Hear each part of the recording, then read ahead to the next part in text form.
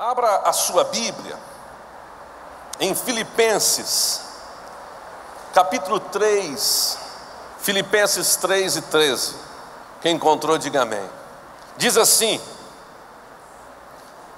irmãos, quanto a mim, não julgo que o haja alcançado, mas uma coisa faço, e é que, esquecendo-me das coisas que atrás ficam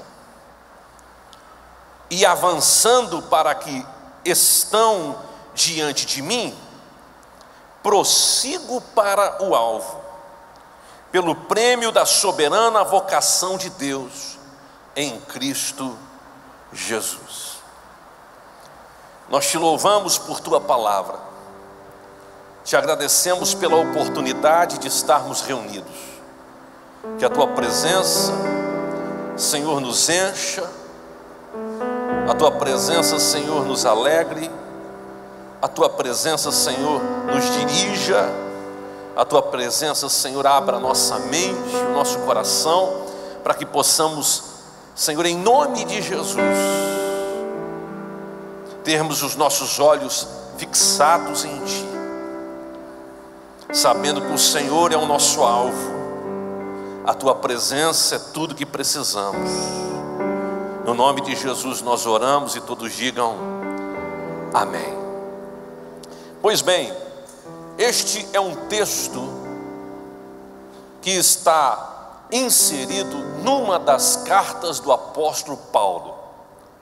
Ele envia uma carta aos irmãos de Filipos, e é lindo tudo aquilo que ele expõe aqui. É muito lindo. A gente olha para esta carta aos irmãos de Filipenses e nós ficamos perplexos. Perplexos por quê? Porque quem observa o contexto em que foi escrita esta carta, uma perplexidade vem. Os irmãos de Filipos, eles enviam uma oferta para o apóstolo Paulo, só que o apóstolo Paulo está preso. Ele não está preso porque ele matou uma pessoa, ele roubou, ele fez um crime. Não, ele está preso. Ele está preso porque se tornou um pregador, se tornou alguém que anuncia as boas novas de Cristo. Ele deixou de ser o perseguidor da igreja para agora ser perseguido por causa da igreja. Ele tem um encontro com Jesus, nós conhecemos a história, e ele está preso. Então, quando a gente olha para Filipenses, a gente se depara com Paulo preso, agradecendo a oferta que recebe, ao mesmo tempo que ele diz aos irmãos: alegrai-vos. Outra vez vos digo, alegrai-vos.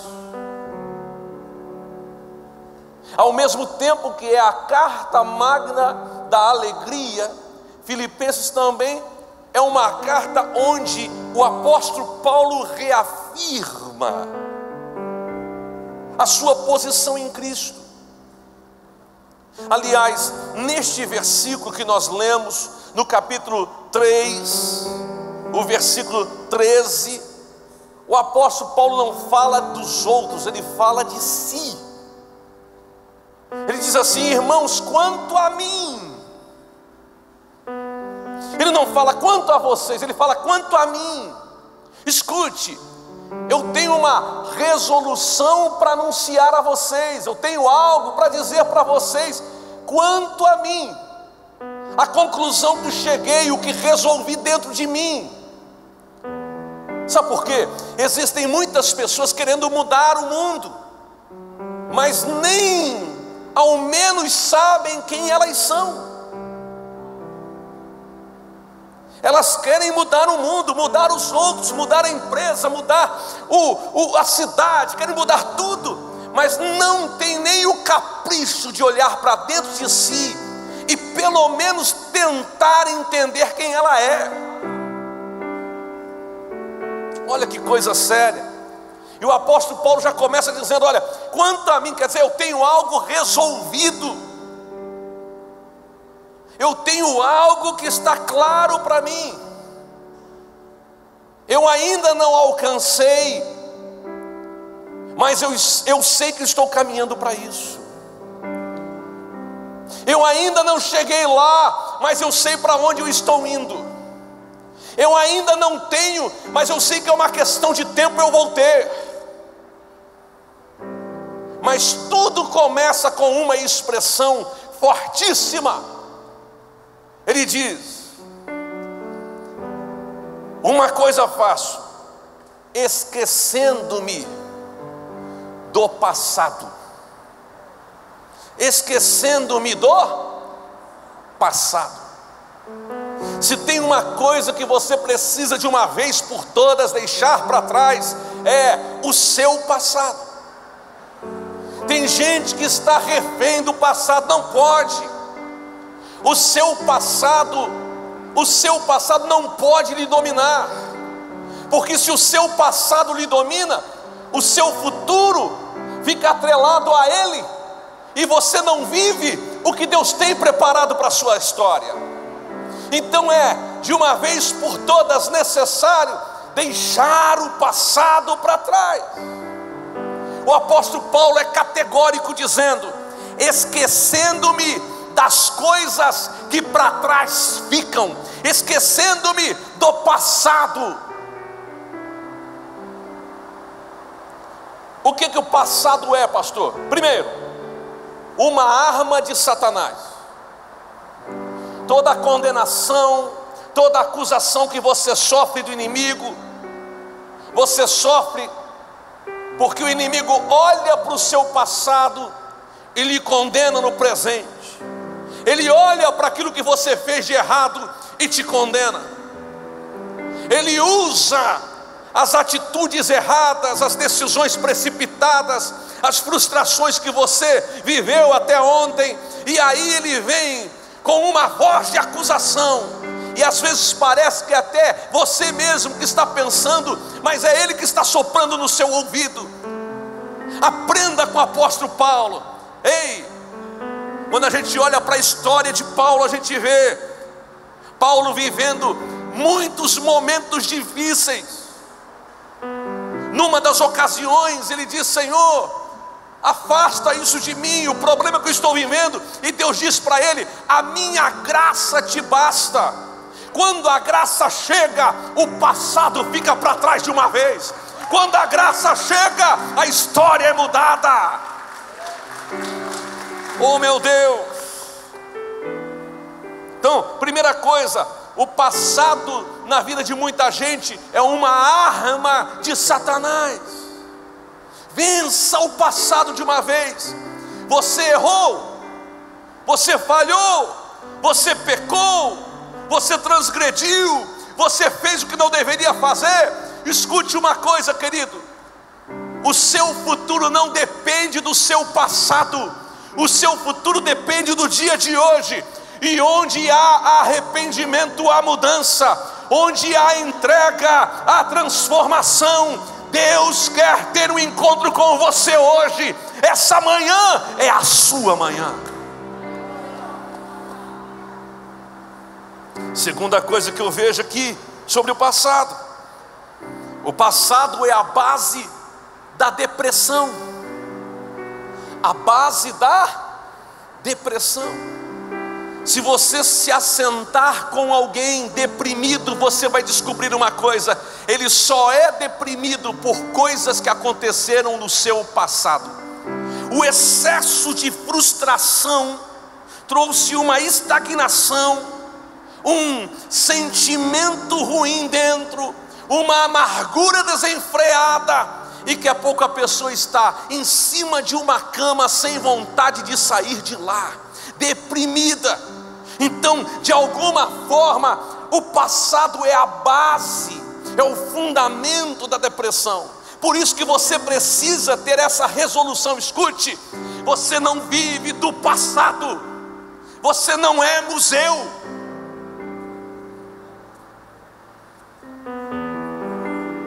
A proposta de Deus para você é: olhe para frente, enxergue o que vem amanhã. Eu estou no controle de tudo. A base da depressão, tem gente deprimida, angustiada, sofrendo, sem vontade de viver, porque lá em 1985, 1993, 1999, pastor, deixa eu falar, o senhor não sabe o que é isso. O que foi? A culpa é da Zélia Cardoso, do Collor de Mello, porque eles pegaram as poupanças. Meu irmão, pelo amor de Deus, sai dessa coisa. Pastor, o problema é o Palmeiras, que não tem mundial. Misericórdia, sai dessa. Mas é o Vasco, que só faz fiasco. Meu irmão, sempre vai ter uma coisa no seu passado para te roubar daquilo que Deus tem para você. Eu vou falar, pastor, a minha sogra, a Bíblia já dizia: no mundo tereis sogra. Não, não diz isso, diz: no mundo tereis aflições. Pastor, vou dizer, é o meu vizinho, aquele perturbado. Por que você acha que Deus coloca a gente perturbada perto de você? Para você ser agente de transformação. Para Deus está te dando oportunidade de mudar a vida de alguém. Passado, na vida de muita gente, é a base da depressão. Mais do que isso, o passado para muitos é a escravidão dos magoados. Como é que é, pastor? Gente, olha para mim. Eu já fui uma pessoa amargurada, magoado, chateado. Sabe por quê? Teve gente na minha caminhada de fé que se levantou contra mim. Teve gente que não compreendeu o meu chamado. Teve gente que não enxergou a vida como eu enxergo. Teve gente que não teve o vislumbre de Deus como eu tive. Teve gente que não teve a mesma experiência que eu tive com Deus e veio dar pitaco na experiência que eu tive. Então, não fui compreendido e tal. E aí sofri aquele tipo de retaliação no meio, sabe? Por pessoas até que eu confiava. E aí fiquei magoado. Eu sentava para almoçar com alguém, a primeira coisa que vinha na minha cabeça e na minha boca era falar, era desabafar daquilo que eu tinha passado. Eu tinha que contar, até que um dia, me lembro, pastor Silmar Coelho sentou comigo e eu comecei a falar. Ele disse assim: Júnior, olha para mim. Falei: sim, pastor, você não pode mais falar disso. Chega, né? Vamos falar de outra coisa? Eu levei um choque, porque ele veio aqui na igreja durante 14 quartas-feiras comigo, ministrar na igreja, e toda vez que ele sentava eu tinha que falar no assunto. E quem fala, às vezes não tem a percepção do que isso está gerando, que isso contamina os outros. É preciso chegar perto de uma pessoa sábia, para essa pessoa sábia despertar você. Isso não é bom. Escute, sempre vai ter alguém que não vai gostar de você, mas glória a Deus, você já casou, a maioria aqui. Eu acho que quem casou com você gosta de você. Para aguentar nós, principalmente os homens, só Deus para dar graça. Eu estou resolvido, irmão. E a minha filha diz: eu te amo, papai. Então a minha mãe liga e diz: filho, eu te amo muito. Mas escute, sempre haverá alguém que não gosta de você. Agora, não é isso que deve definir quem você é. O que deve definir quem você é quem você chama de amigo, é quem te ama. Você tem que colocar sua cabeça nisso. Por isso, escute o que eu vou dizer aqui. Não receba no seu coração as decepções que os outros causam. Vou repetir. Não aceite no seu coração as decepções que os outros causam. O próprio apóstolo Paulo, ele tem embates com outros apóstolos, porque não compreenderam que apesar de ele não ter andado com Cristo, ele tinha uma revelação de Cristo. Não entenderam que o apóstolo Paulo, apesar de não ter caminhado com Cristo 3 anos e meio, ele tinha uma bagagem, uma experiência, porque recebeu uma revelação de Cristo. Então os apóstolos meio que colocaram ele contra a parede, ele tem que se defender. Em algumas cartas ele está defendendo o seu apostolado. Mas quando a gente olha para esse texto, ele está dizendo: quanto a mim, eu resolvi uma coisa, eu vou esquecer do que para trás fica, não vou ficar refém disso não vou ficar escravo disso não são as mágoas que me definem. Então, não receba no seu coração as decepções que os outros causam. Tenha foco. Que mais, pastor? Não se conecte com pessoas displicentes, que não tem compromisso com Deus, não tem compromisso com a vida, não tem compromisso com princípios, com família. Não se conecte com gente assim, que quer te puxar para baixo, que quer roubar você do foco. Mantenha seus olhos em Cristo. Pastor, eu quero vencer o passado. Eu não quero ser escravo de mágoas, de amargura, não quero.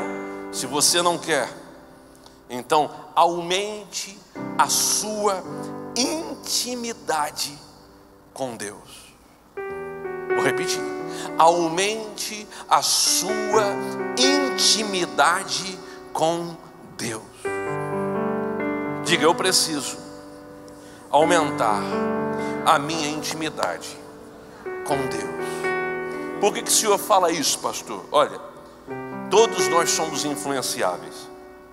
Eu passei uma vez uns 15 dias lá em Minas Gerais.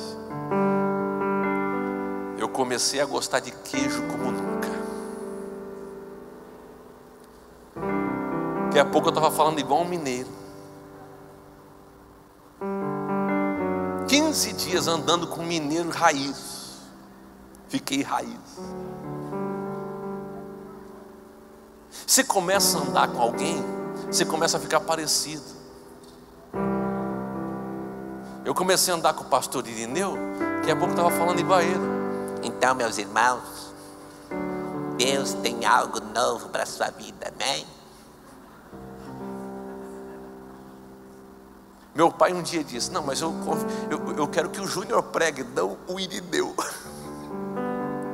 Que assim, Deus assim, tem algo assim novo.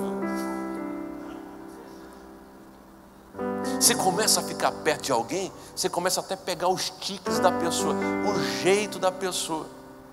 É ou não é? Por isso, se você aumentar a sua intimidade com Deus, você vai começar a ficar parecido com Ele. E escute o que eu vou falar. O futuro não é algo a ser descoberto por Deus. É algo que Ele já construiu. O seu futuro é melhor do que o seu passado.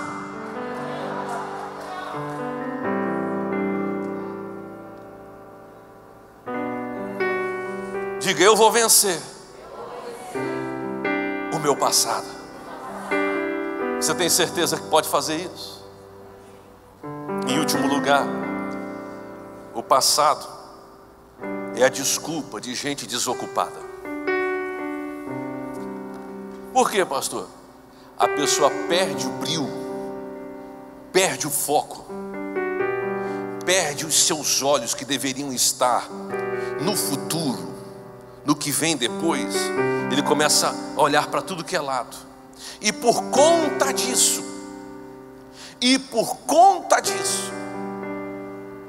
como perdeu o foco, aí ele começa a dar desculpa.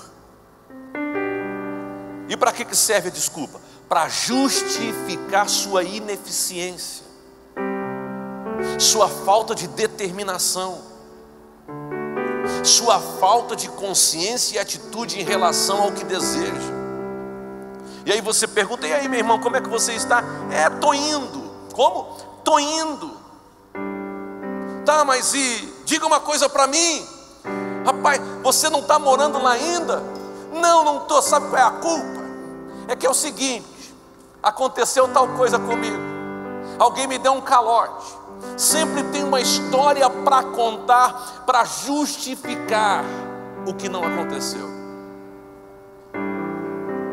Vença de uma vez o seu passado, coloque os seus olhos em Cristo, autor e consumador da sua fé. Diga amém. Você precisa ter essa consideração, esse cuidado no seu coração. O apóstolo Paulo diz: mas uma coisa faço, e é que, esquecendo-me das coisas que para trás ficam. Ele diz assim, olha, em outras palavras, quando você lê o texto, o entendimento que vem é: não dá para avançar sem despachar o que para trás precisa ficar. Não dá para chegar lá sem resolver o que aconteceu até ontem. Prossigo para o alvo.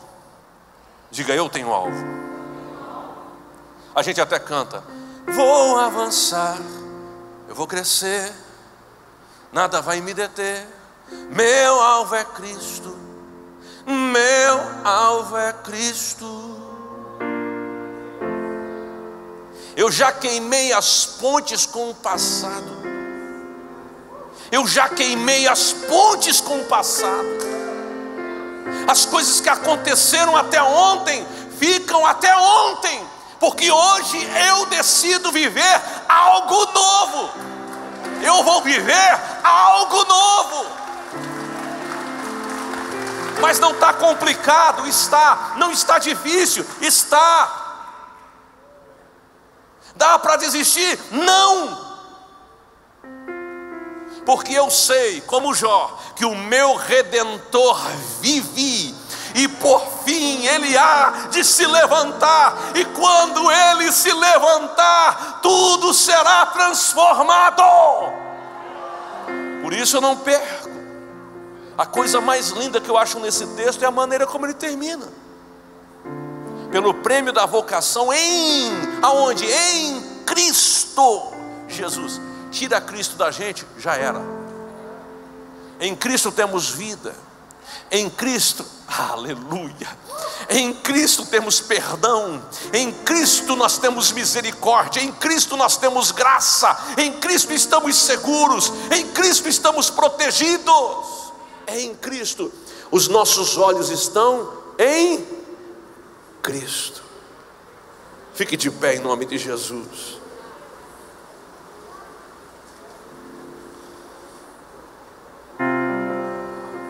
Pastor, como é que eu treino a minha mente para acreditar no futuro? Ainda na carta do apóstolo Paulo aos irmãos de Filipos, capítulo 4, versículo 4, diz assim: regozijai-vos sempre no Senhor. Outra vez vos digo, regozijai-vos. Olha o versículo de número 8. Quanto ao mais, irmãos, tudo o que é verdadeiro, tudo o que é honesto, tudo o que é justo, tudo o que é puro, tudo o que é amável, tudo o que é de boa fama, se há alguma virtude e se há algum louvor, nisso pensai. Quer dizer, se você muda o conceito do seu pensamento, a estrutura mental do que você pensa, ao invés de ser pessimista, incrédulo, duvidando, com medo, você adquire uma forma de pensar que agrada a Deus. Isso quer dizer, eu olho para frente e eu sei que meu Deus está lá. Eu olho para o dia de hoje e eu vejo que a palavra dele ilumina os meus pés, ilumina o caminho. Ah, meu querido, se esse é o seu foco, se prepare. Se prepare para viver algo poderoso da parte de Deus. Agora, onde é que começa a vitória sobre o passado? Onde é? Na cruz de Cristo. Você não entrou aqui e viu uma cruz com Jesus pendurado. Não tem. Porque esta não é a lembrança que eu quero ter. Eu prefiro uma cruz vazia. Porque a cruz vazia me lembra que ele sofreu, mas ele não está mais lá. Na cruz vazia, eu olho para a cruz e eu penso, poderia ser este o meu lugar, mas ele tomou o meu lugar. Eu olho para a cruz vazia e eu sei que lá foi derramado o sangue. Que sangue? O sangue vertido na cruz, que me purifica de todo o pecado. Então, quando eu olho para a cruz vazia, eu vejo vida. Eu lembro da morte, mas eu vejo vida. Eu lembro que ele morreu, mas eu também lembro que ao terceiro dia ele ressuscitou. Então, onde é que começa a minha vitória sobre o passado, pastor? Na cruz de Jesus Cristo. Ele morreu para que tivéssemos vida. E vida como? Em abundância. E essa manhã é manhã de você entregar o seu coração a Jesus. Feche os teus olhos por um momento.